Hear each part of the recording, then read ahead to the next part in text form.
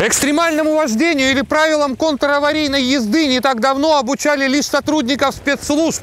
Теперь подобные курсы доступны и обычным гражданам.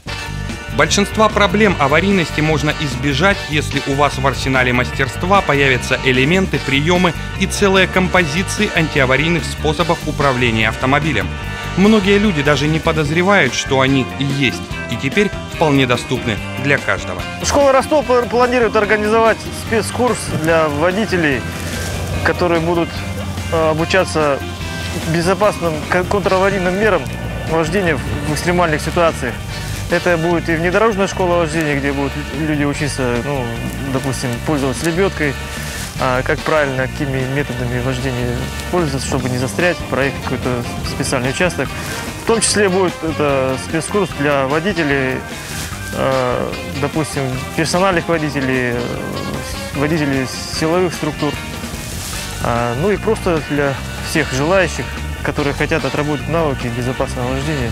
Системы контраварийной подготовки были с успехом апробированы на водителях спецслужб, начиная от водителей членов Политбюро до водителей ГАИ, ОМОН и других организаций, для которых профессионализм неразрывно связан с автомобилем.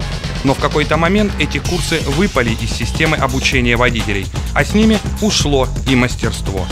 Ситуации на дорогах возникают разные, и подчас водители, даже с большим опытом работы, по 20, по 30 лет, профессионалы, оказываются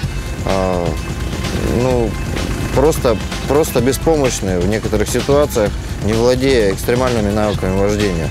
Когда спрашиваешь у опытного водителя, сколько он знает приемов торможения, то больше 7-8 никто вам не назовет. А сколько их существует на самом деле? Если проанализировать технику гонщиков высшей квалификации, то никак не меньше 150. Но никакие советы не помогут преодолеть реальные критические ситуации. Нужен арсенал навыков, автоматизм действий и умение преодолеть стресс.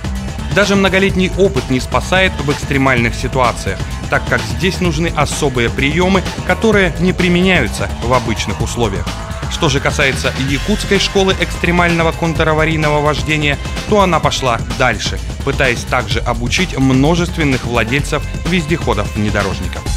Водитель внедорожника в первую очередь должен знать, как преодолевать препятствия те или иные, чтобы, так сказать, имея под собой вездеход, не сделать его очень трудно доставаемым из грязи. Не обладая навыками вождения, даже, скажем так, подготовленный водитель для обыкновенного вождения не может справиться, с элементарными задачами, поставленными для джипера, скажем так, преодоление каких-то препятствий, либо бродов, либо грязи, где-то, может, какой-то склон, из-за допущенных ошибок.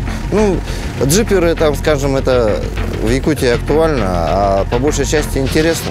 Приемы экстренного маневрирования, безопасное прохождение поворотов в скоростном режиме, преодоление городских неровностей, приемы активной безопасности, способы экстренного торможения, стабилизация автомобиля при потере устойчивости и управляемости.